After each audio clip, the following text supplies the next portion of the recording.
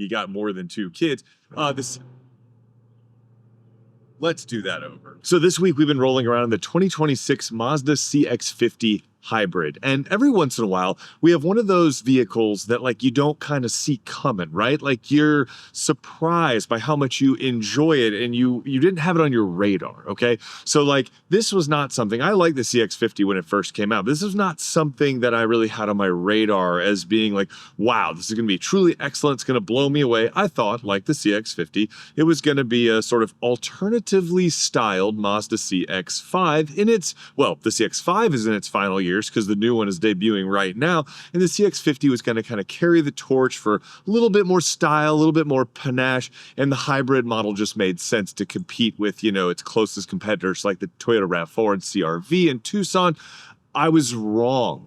This is a phenomenal combination of attributes, and I ended up enjoying the CX-50 hybrid way more than I ever expected to. Obviously, under the hood is where the biggest change takes place in terms of not just the CX-50's efficiency, powertrain, transmission, but also a little bit of the driving dynamics, and we'll get to that later. Now, this is essentially a Toyota RAV4 hybrid, which is a really good thing because the Toyota RAV4 hybrid is one of the most efficient sort of small midsize SUVs on the market. That means you're getting like 219 horsepower, you're getting near 40 miles per gallon, both of which I saw, and you get a CVT. More on that later. Let's not get into it. Don't go to the comments. Don't start freaking out.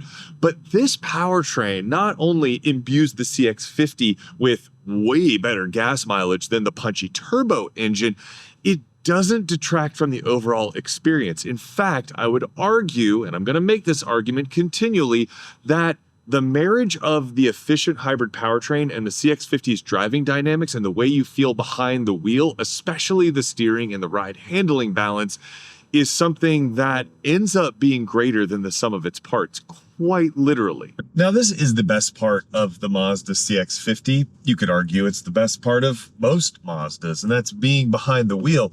But what makes this kind of extra special is the fact that you have the hybrid powertrain from the RAV4, and you have all of the sort of driving inputs and dynamics and everything of a Mazda. And if that sounds like a good combination, as I've said before, it's because it is. This thing drives incredibly well. It drives so much better than most vehicles in the class. It's comfy, but yet sporty. It's firm without being punishing. Maybe over like really rough pavement, you get a little bit of chop, but I would take that any day of the week to have these kind of driving dynamics. The cornering feels flat for, you know, a vehicle in this class. The steering is awesome. The highway ride on this thing, we drove it a pretty long distance down past the airport, about an hour and 15 each way. The highway ride is phenomenal in this for what is essentially a mainstream, you know, family SUV, well, small family SUV.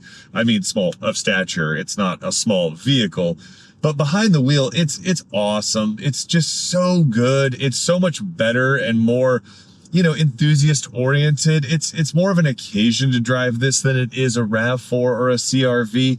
They're more of an appliance. This gives you a little bit of feel. It also makes you feel special. It feels a cut above. It feels more premium. The seats feel nicer. The steering wheel feels nicer. The appointments feel nicer. Everything about this CX-50 is a nicer place to be than the RAV4 or the CR-V. Now, there are a few kind of like negatives here, and they're minor gripes. As I've mentioned elsewhere in the review, the little charge power gauge here for the hybrid system is stupid. It gives you no information, just wastes space on the dash. So from sort of like a aesthetic standpoint or, you know, information standpoint, I find that to be utterly useless. The other thing, there's one big demerit. I'm going to get to that in a second. The other thing is that unfortunately, for a pretty much loaded CX-50, you don't get a surround view camera, and you also get Mazda's kind of older garbage adaptive cruise control system. That is like the one sort of unacceptable thing from day-to-day living in terms of like features and convenience compared to its rivals. It's just Mazda's system is such garbage in the last gen. The current gen is like okay. It's not much better. But Toyota, Honda, Hyundai, and Kia especially have made like great strides in adaptive cruise control. So if you're someone that goes on long journeys often, just keep that in mind. The Mazda has probably the worst adaptive cruise control system. I don't know about the new CX-5. Haven't tested it. Obviously, it's just now coming out. But the CX-50 suffers from kind of having the older system.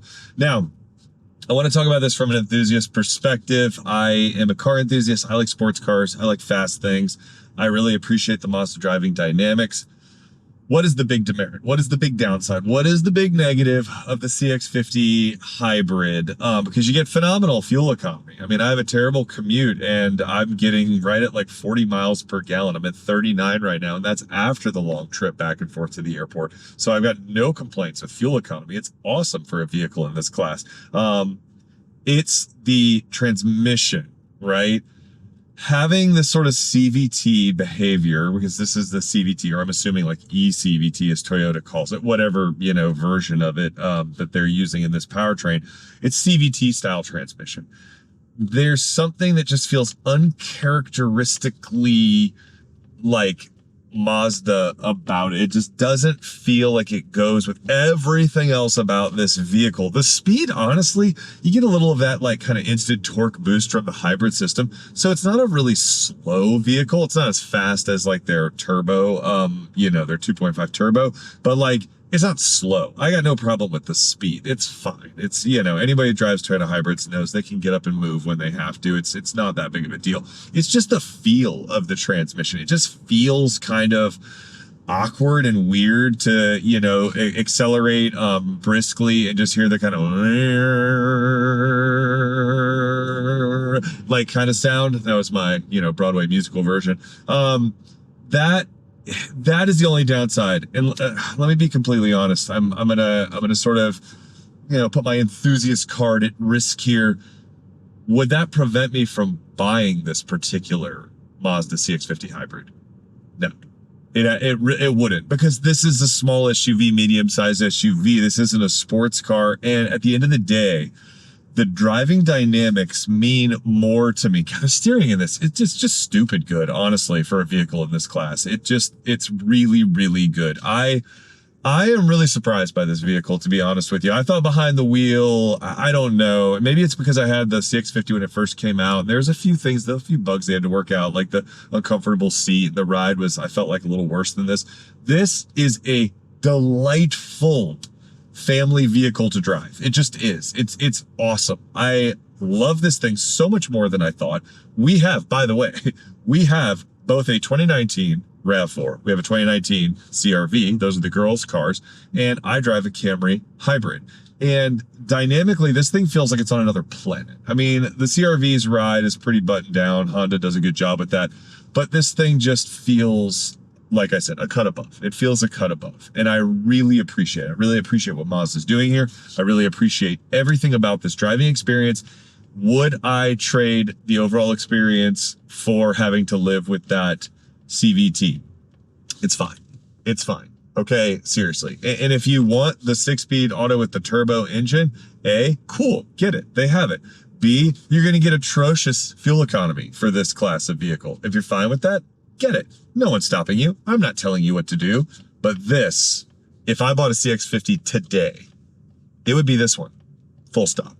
So if the Mazda CX-50 is compromised in any one area, well, it's interior space, both in the rear seat, which we'll get to in a second, and in the cargo area. You're getting about 29 cubic feet of space here, which is not a lot in this class of vehicle.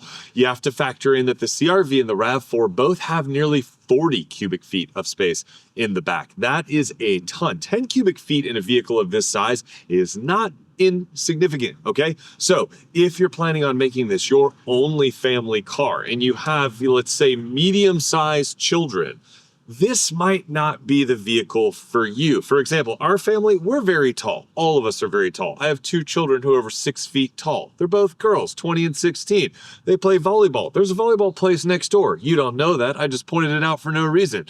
Could we all fit in this car? Could we make this our family car? Absolutely not. It's not going to happen. It's not going to work. And I say that as someone who owns both a RAV4 and a CR-V, all right? Both of the girls drive RAV4 and a CR-V because, you know, they're right-sized for us. Now, what if, like my wife, this was your kind of main car and you didn't have to carry the kids around anymore and you just needed a little bit of extra space for the, you know, friends to join you or put some stuff in the back in a pinch? This is fine. This is perfect. 29 cubic feet is more than enough, all right? So you're compromised by the hybrid system taking up space behind the rear seat, sort of underneath the rear seat. The trade-off, is it worth it, is up to you. All right, if you're sitting inside the Mazda CX-50 and you're over 6'5" like I am, you are in luck because you have plenty of space in the front. We'll get to the back in a second, but this is probably my favorite part of the Mazda CX-50 driving experience, ownership experience, and just overall experience, okay? When the first one came out, the original kind of model year of the CX-50, I complained, and many people did, that the seat was weirdly shaped, particularly in the butt crack, all right? It was just odd, and Mazda has addressed that. The seat is phenomenally comfortable with plenty of lumbar support. The interior materials, which were always good, are just as good as they were before. It looks fantastic in here, and I have said this over and over again, and I will die on this hill with glory and aplomb. Look it up. The rotary dial for Mazda's infotainment that they are getting rid of in the new CX-5.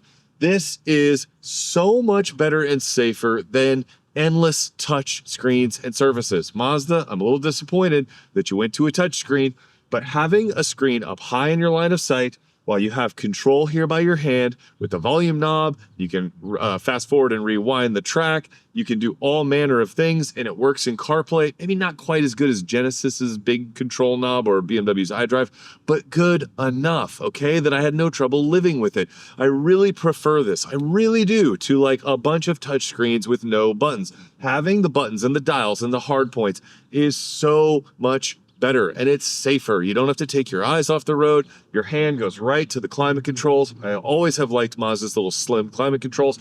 The gauge cluster, yes, compared to some of the, you know, alternatives, it's a little bit dull and boring, but I kind of like it, man. It harkens back to like a simpler time where you just needed your speed and maybe a little bit more information. You don't need a whole bunch of stuff going on in there. I've complained about it in the driving part already. The little power gauge and efficiency gauge, whatever, is stupid. They should have put something else there. But like, I really appreciate the minimalism. I know so many automakers are trying to do minimalism by shoving everything into a screen. This was how you were supposed to do minimalism. This is how you do like upscale design, premium materials. This is like what, you know, Buick and Acura aspired to, right? And Mazda nails it with an interior like this. And I hate to see it kind of compromised in the CX-5, the new one. Although, I hold out hope. I thought the CX-90 and the CX-70 interiors were well executed. But guys, if you're looking for something that makes you feel a little bit more special than a RAV4 or a CR-V for the exact same amount of money, this is where it's at. Trust me. And this is where it's not at. Trust me. Now, I did mention I'm over 6'5", so you might be like, well, you're a freak, and freaks don't belong in the back seat. Freaks belong in the front seat or in an asylum or something. You're not wrong, but there should be probably maybe a little bit more legroom than there is when I'm trying to sit behind myself and know the seat doesn't motor back. This is just the way it goes. All right. Go back to what I said about having very small children or infants or something in the back of your CX-50. Now, a couple pros here. I didn't mention that this is a fully loaded model, so it's about $42,000, which means it's generously equipped. You get heated and cooled seats, you get all that kind of stuff. No surround view camera, which I've already complained about. That's ridiculous, Mazda, fix that.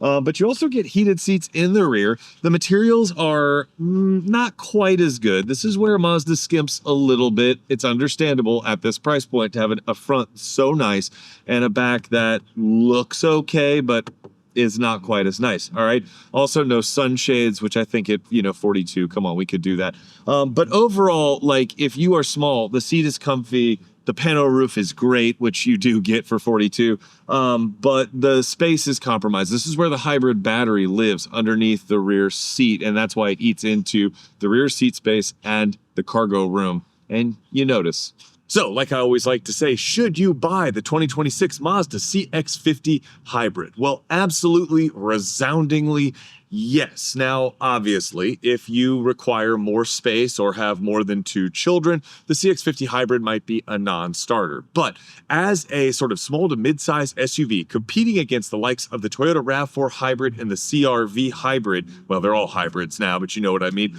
the CX-50 Hybrid gives you so much more driving dynamics, interior ambiance, style, and, well, I just think it feels more special. Like, it feels more special. And this is coming from someone who, like I said, owns a RAV4 and a CR-V, non-hybrid, last gen. But the CX-50 Hybrid, I feel like the trade-off to get that ride handling balance, to get the efficiency of the hybrid system with the reliability of it being the Toyota RAV4 system, the CX-50 Hybrid at 42, in line with its competitors, makes a ton of sense to me. So let me know if you agree in the comments. Thank you for watching, and I'll catch you in the next one.